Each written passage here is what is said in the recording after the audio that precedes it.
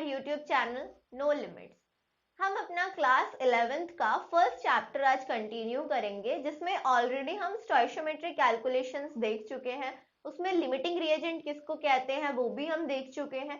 तो हम आज अपना नेक्स्ट टॉपिक कंटिन्यू करेंगे, जो कि अकॉर्डिंग टू एनसीईआरटी है रिएक्शन इन सॉल्यूशंस। ठीक है, बेसिकली क्या होता है ये? बेसिकली ये कुछ कंसंट्रेशन टर्म्स हैं, कुछ फॉर्मूलाज हैं जो हमें इन केस ऑफ सॉल्यूशंस ध्यान रखने होते हैं। तो हमारा चैप्टर है chapter 1, some basic concepts of chemistry. Some basic concepts of chemistry.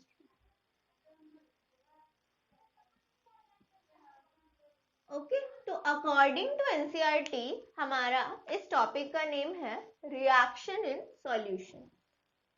Reaction in solution. ठीक है, तो क्या बोलते हैं हम इसको? हम कंसंट्रेशन टर्म्स हैं, कुछ कंसंट्रेशन टर्म्स हैं, मतलब नॉर्मली टर्म्स हैं, बस वो क्या होते हैं? बेसिकली फॉर्मूलाज हैं और कुछ भी नहीं। ठीक है, तो फॉर्मूलाज इन्वॉल्व्ड इन मोल कंसेप्ट, ऐसे भी बोल सकते हैं हम इसको। तो देखिए, ये पढ़ने से पहले पहले हमारे पास एक टर्म आया है सॉल्यूशन। तो हम देख लेते हैं कि सॉल्यूशन से हम क्या समझते हैं। तो सॉल्यूशन मतलब, सॉल्यूशन हमारे पास बहुत तरह के हो सकते हैं, बाइनरी, ट्राइनरी, बहुत अगर 3 से ज्यादा चीजें हैं तो क्वार्टरनरी, और भी मतलब बहुत सारे सॉल्यूशंस हमारे पास होते हैं। लेकिन बेसिकली हम बाइनरी सॉल्यूशंस की बात करते हैं। तो बाइनरी सॉल्यूशंस मतलब दो चीजों के मिक्सचर से जो बन रहा है, जो सॉल्यूशन हमें दो चीजों के मिक्सचर से मिल रहा है, दैट इज बाइनरी सॉल्यूशन। तो दो चीजों में वो क्या क्या होता है सॉल्यूशन के अंदर? Solution consist of solute and solvent. इन दोनों के मिक्सचर को हम सॉल्यूशन बोलते हैं।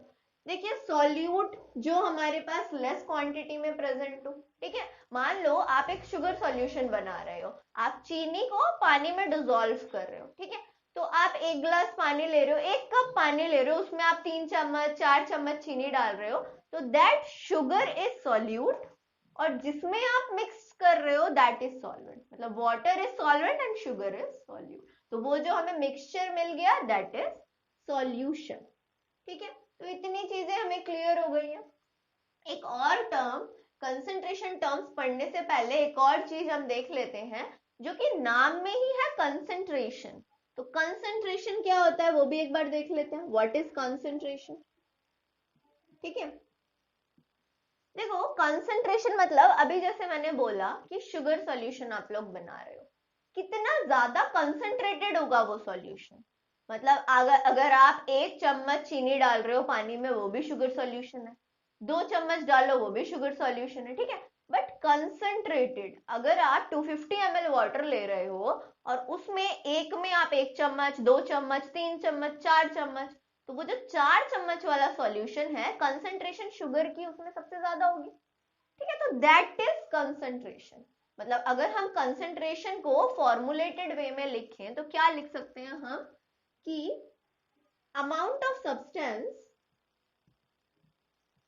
अमाउंट ऑफ गिवन सब्सटेंस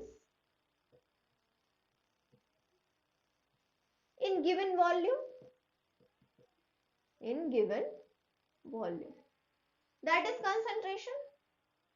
ठीक है, तो ये एक बार स्क्रीनशॉट ले लो, बहुत बेसिक सी बातें हैं। इसके बाद हम कंसंट्रेशन, जो हमारा मतलब मेन जो पार्ट है कंसंट्रेशन टर्म्स, हम उससे कंटिन्यू करें। Take a screenshot.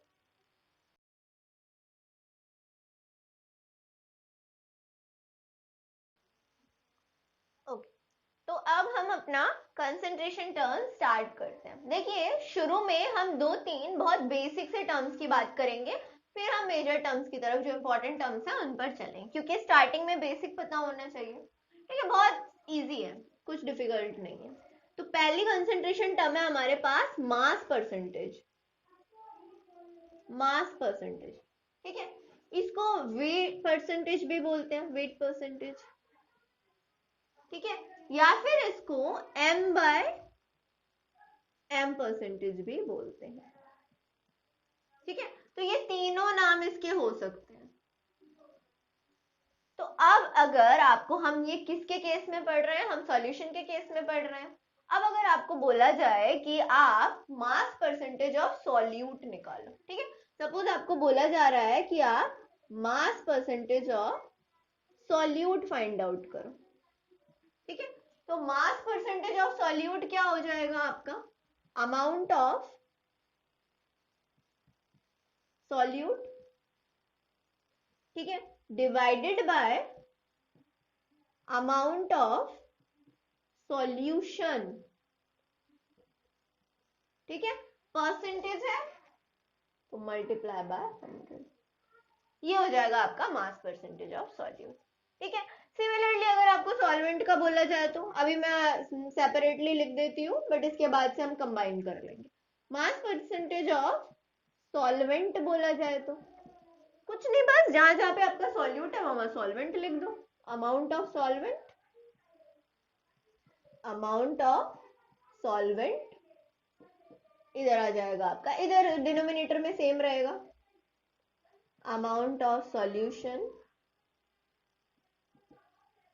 इंटू 100, ठीक है। तो ये हो जाएगा आपका मास परसेंटेज, ठीक है, बिल्कुल कुछ डिफिकल्ट नहीं है। बस अब यहाँ पे आपको ध्यान रखने वाली चीजें क्या है, क्योंकि ये m बाय m है, तो यहाँ पे जो आप चीजें लोगे वो मास की यूनिट में ही होना चाहिए। अमाउंट लिखा है ना, तो वॉल्यूम नहीं लेना है, कभी ml लीटर इन सब में रख दो आप, ठीक है।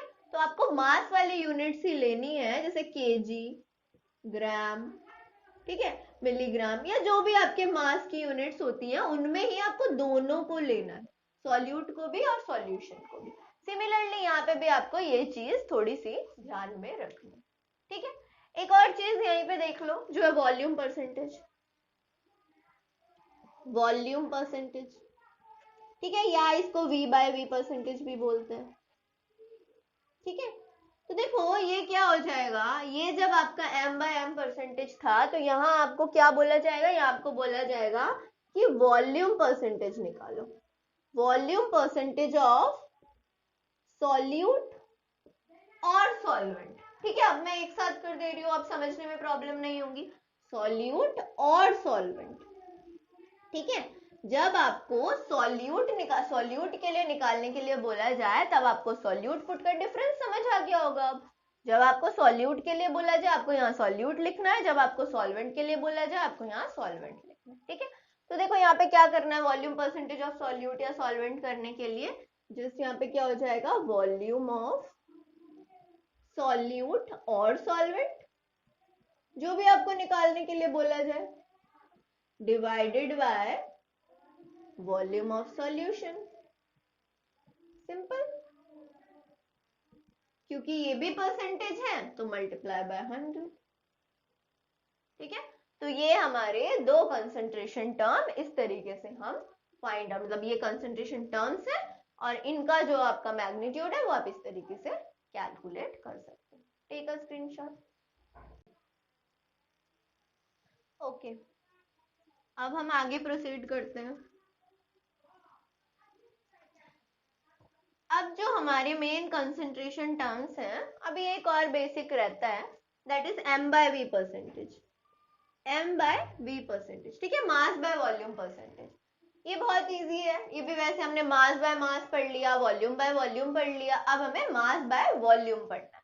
तो अब अगर आपको बोला जाए कि mass by volume percentage of solute और सॉल्वेंट, दोनों में से किसी का भी पूछ ले, ठीक है, तो क्या हो जाएगा, देखो मास बाय वॉल्यूम मतलब न्यूमेरेटर में आपको मास रखना है, डिनोमिनेटर में आपको वॉल्यूम रखना है, ठीक है। तो क्या हो जाएगा यहाँ पे, मास या अमाउंट वटएवर, एक ही बात, ठीक है, अमाउंट ऑफ सॉल्यूट और सॉल्वेंट, ठीक है। यहाँ कंफ्यूज मत होना कि मास इसके लिए और इसके लिए, मैं यहाँ और लिख देती हूँ, मास और अमाउंट ऑफ सॉल्यूट और सॉल्वेंट, ठीक है, divided by volume of solution, ठीक है, परसेंटेज अगेन ये तो इंटू 100, ठीक है। तो ये हो जाएगा आपका m बाय v परसेंट। अब यहाँ जो ध्यान रखने वाली चीजें हैं वो ये है कि सपोज आपको क्वेश्चन में यहाँ पे आपको वॉल्यूम, सॉल्यूशन का तो वॉल्यूम चाहिए, ठीक है, और सॉल्यूट या सॉल्वेंट का आपको मास चाहिए, ठीक है। अब इतना इजी क्वेश्चन तो आएगा नहीं, इजी क्वेश्चन नहीं मिलता, मतलब वही बात हो जाती है कि मतलब बनाना सिखाते हैं कि खिचड़ी और एग्जाम में आ जाता है बिरयानी, ठीक है। तो ऐसा नहीं आएगा, बिल्कुल सिंपल सा नहीं आएगा, ठीक है।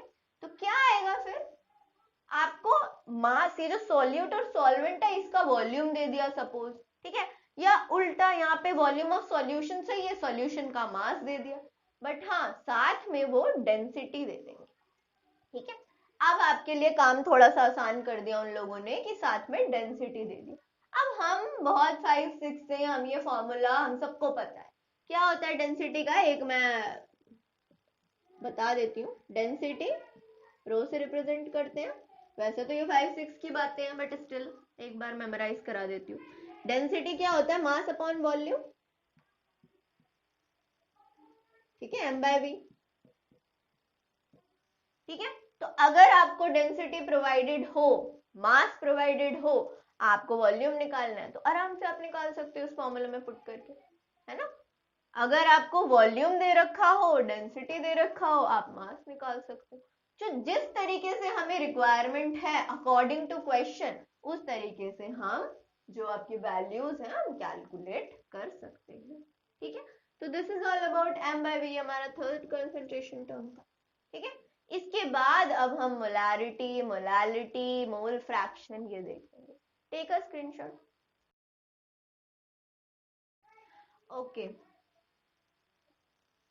अब हम थोड़ी 11th की चीजों पर ध्यान देते हैं। अब तक तो हमने बिल्कुल बच्चों वाली चीजें पढ़ी हैं, ठीक है। तो अब जो हमारा फोर्थ कंसंट्रेशन टर्म है that is molarity, okay, molarity represented by capital M, ठीक है। क्या होता है मोलैरिटी, मोलैरिटी की अगर हम डेफिनेशन की बात करें तो मोलैरिटी होता है number of moles of solute in 1 litre solution, ठीक है, number of moles of solute present in 1 litre solution, ठीक है। तो अकॉर्डिंग टू द डेफिनेशन अब हमें फॉर्मूला लिखना है, ठीक है। तो मोलैरिटी क्या हो जाएगी, M equal to number of moles of solute, number of moles of solute in 1 liter solution, 1 liter solution, ठीक है। तो ये हो गई मोलैरिटी। अब फिर से इतना इजी तो होगा नहीं कि आपको मोल्स ऑफ सोल्यूट दे दिया, 1 लीटर ये सॉल्यूशन बता दिया और बोल दिया कि मोलैरिटी निकालो, ठीक है, ऐसा आएगा नहीं। तो कैसे आएगा, अब इसको हमें थोड़ा सा मॉडिफाई करना पड़ेगा। देखो, number of moles of solute को हम NB लिख सकते हैं, NB, ठीक है, N2 भी होगा, किसी किसी बुक में NB होगा, वटेवर, ठीक है। तो क्यों NB लिख दिया हमने इसको, ठीक है। तो ये हो गया आपका NB। 1 लीटर सॉल्यूशन को हम वॉल्यूम ले लेते हैं। देखो, जरूरी नहीं है आपको हमेशा 1 लीटर दिया जाए, आपको 2 लीटर दिया जा सकता है, आपको 100 ml टू 50 ml, ठीक है। तो इस हिसाब से हमने एक जनरलाइज कर लिया वॉल्यूम, ठीक है, इन लीटर, ठीक है, इन लीटर, अभी तक इन लीटर। अब इसके बाद फिर से हमें इसको मॉडिफाई करने की जरूरत है। अब ये जो NB है, नंबर ऑफ मोल्स, ठीक है, तो नंबर ऑफ मोल्स को हम क्या लिख सकते हैं, नंबर ऑफ मोल्स को हम लिख सकते हैं गिवन मास, ठीक है, गिवन मास ऑफ किसका, गिवन मास सॉल्यूट, तो गिवन मास ऑफ सॉल्यूट को हम, given mass of solute, wait, given mass of solute, इसको क्या बोलते हैं हम, WB से रिप्रेजेंट करते हैं, ठीक है, divided by molar mass of solute, इसको हम MB से रिप्रेजेंट करते हैं। तो NB आपका क्या हो गया, NB आपका हो गया WB अपॉन MB, ठीक है, ये आपका हो गया NB, मतलब number of moles of solute, ठीक है। अब आ जाते हैं वॉल्यूम पे। देखो, वॉल्यूम अगर आप थोड़ी सी एनसीईआरटी के बैक एक्सरसाइज देखोगे तो आपको पता चलेगा कि volume in maximum cases ml में गिवन, ठीक है, मिलीलीटर में गिवन। तो वॉल्यूम को हमें यहाँ पे मिलीलीटर, अब देखो एक स्टैंडर्ड फॉर्मूला बना लेना ज्यादा बेटर है ना, बार बार आप उसको लीटर में चेंज करोगे तो फॉर्मूला में ही क्या कर देते हैं, अगर आपका वॉल्यूम लीटर मिलीलीटर में गिवन है, अगर आपका वॉल्यूम मिलीलीटर में गिवन है, तो अगर आप उसको 1000 से डिवाइड कर दोगे तो वो ओवरऑल लीटर हो जाएगा। ठीक है, तो यही किया गया है। तो ये हो जाता है आपका पूरा फॉर्मूला। अब इसको थोड़ा सा रीअरेंज करके लिख दो तो मोलैरिटी आपकी हो जाएगी WB upon MB multiply by 1000 upon V in ml। ये हो जाएगा आपका फॉर्मूला ऑफ मोलैरिटी।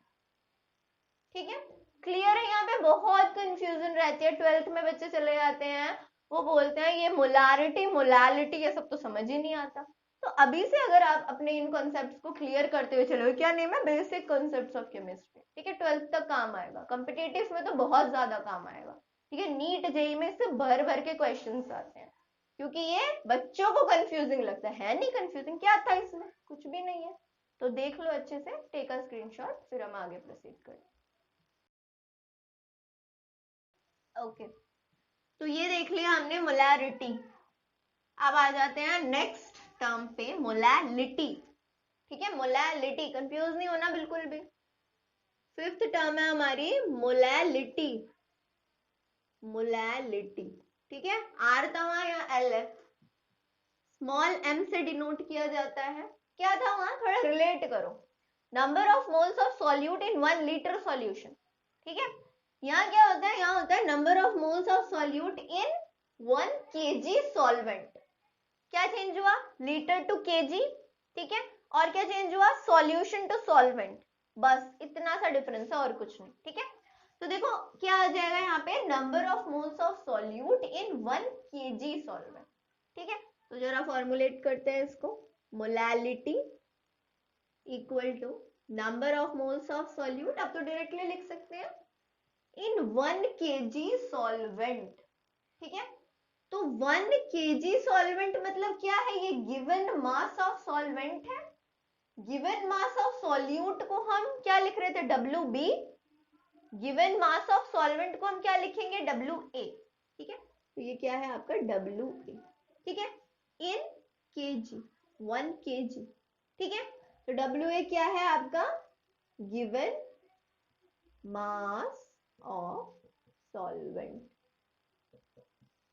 ठीक है, मॉडिफिकेशन करो इसको, थोड़ा सा मॉडिफाई करो, NB कुछ नहीं, as it is WB upon MB। ठीक है, और ये क्या है, WA kg। अगेन वही प्रॉब्लम, kg में सारी चीजें नहीं होंगी गिवन, ग्राम में हो। ठीक है, तो ग्राम में अगर most of the times given है तो हम फॉर्मूले में ग्राम ही पुट करेंगे। ठीक है, तो WA in gram divided by 1000 हो गया ये kg में। ठीक है, सिंपल है, तो कुछ नहीं, अब इसको थोड़ा सा रीअरेंज कर दो, molality equal to WB upon MB into 1000 upon WA in gram. ठीक है, तो ये हो गया आपका मोलैलिटी का फॉर्मूला। ठीक है, अच्छा यूनिट्स बता देती हूं मैं, यहाँ पे मोलैरिटी की भी मोलैलिटी की। ठीक है, तो देखो ये था आपका मोलैलिटी, सॉरी मोलैरिटी, और ये है आपका मोलैलिटी। ठीक है, तो मोलैरिटी, मोलैरिटी क्या की यूनिट क्या होगी, मोलैरिटी की हम क्या पढ़ रहे हैं, यूनिट पढ़ रहे हैं, कैपिटल M लिख देते हैं। ठीक है, मोल पर लीटर लिख देते हैं, क्योंकि मोल ये नंबर ऑफ मोल पर लीटर। ठीक है, और आपका मोलर लिख देते हैं, मोलर। ठीक है, ये है यूनिट। मोलैलिटी की यूनिट की बात करें, स्मॉल m, क्या हो जाएगा, मोल पर केजी, मोल पर केजी। ठीक है, और मोलल, मोलल। ठीक है, तो ये हो गई हमारी यूनिट। तो यहाँ पे आपका मोलैलिटी मोलैलिटी खत्म। एक और टर्म है हमारी मोल फ्रैक्शन, बस उसके बाद हमारे कंसंट्रेशन टर्म्स ओवर। तो टेक अ स्क्रीनशॉट। ओके, अब हम अपने लास्ट कंसंट्रेशन टर्म को देखते हैं थोड़ा सा, मोल फ्रैक्शन। ठीक है, मोल फ्रैक्शन, तो मोल फ्रैक्शन है हमारा, mole fraction that is number of moles of solute और solvent in total number of moles in solution. ठीक है, तो क्या है ये मोल फ्रैक्शन? देखो, अगर आप लोगों ने मोल फ्रैक्शन, इसको अलग अलग बताती हूँ मैं कि मोल फ्रैक्शन ऑफ, अगर आपने सॉल्यूट निकालना है, ठीक है, mole fraction of solute, mole fraction of solute, इसको हम x से रिप्रेजेंट करते हैं, सॉल्यूट है तो ये xb। ठीक है, तो ये आपका होता है number of moles of solute मतलब Nb in total number of moles in solution. तो क्या हो जाएगा, सॉल्यूशन के अंदर मोल्स के सॉल्यूट के भी मोल्स है, सॉल्वेंट के भी मोल्स है, तो सॉल्वेंट के मोल्स प्लस सॉल्यूट के मोल्स, ये हो जाएगा आपका टोटल नंबर ऑफ मोल्स। ठीक है, इसको हम अगर थोड़ा मॉडिफाई करेंगे तो Nb हमें पता है Wb अपॉन Mb अपॉन ये है आपका WA अपॉन MA, ये हो जाएगा आपका WB अपॉन MA। तो ये हो जाएगा आपका XB का मोल फ्रैक्शन ऑफ सॉल्यूट का फॉर्मूला। ठीक है, सिमिलरली अब अगर आपको मोल फ्रैक्शन ऑफ सॉल्वेंट निकालना है, XA निकालना है, तो सिमिलर फॉर्मूला तो है, यहाँ जस्ट आप क्या NA कर दोगे। ठीक है, तो ये हो जाएगा आपका WA upon MA divided by WA upon MA plus WB upon MB। ठीक है, ये हो जाएगा आपका मोल फ्रैक्शन ऑफ सॉल्वेंट।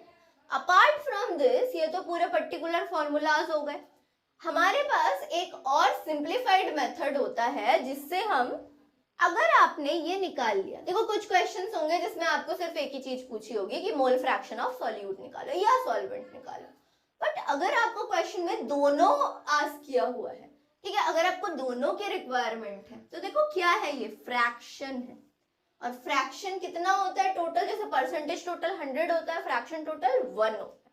ठीक है, तो अगर हमने सॉल्यूट का मोल फ्रैक्शन निकाल लिया, ठीक है, टोटल हमें पता है 1 है, तो हम सॉल्वेंट का निकाल सकते हैं x equal to 1 minus XB। ठीक है, तो हमें इतनी ज्यादा कैलकुलेशन करने की रिक्वायरमेंट नहीं है, सिंपली हम 1 में से इसको माइनस कर देंगे और हमारे पास मोल फ्रैक्शन आ जाएगा। ठीक है, तो ये हमारे कुछ कंसंट्रेशन टर्म्स हैं, कुछ भी इसमें डिफिकल्ट नहीं है, आप लोगों ने देखा ही होगा, बहुत इजी है ये। ठीक है, तो इनको एक बार देखो, एनसीईआरटी एक्सरसाइज में इनफ नंबर ऑफ क्वेश्चंस हैं इससे रिलेटेड। ठीक है, उन्हें ट्राई करो, नहीं होते हैं तो कमेंट बॉक्स में बताओ कि क्वेश्चंस में अप्लाई नहीं कर पा रहे आप फॉर्मूलाज को, तो हम फिर क्वेश्चन के ऊपर वीडियो बनाएंगे। ठीक है, तो पहले यू मस्ट ट्राई। ठीक है, आप लोग ट्राई करो। तो आज हम यहीं पे ओवर कर रहे हैं, आज की वीडियो के लिए इतना ही, नेक्स्ट वीडियो से हम आगे कंटिन्यू करेंगे। ओके।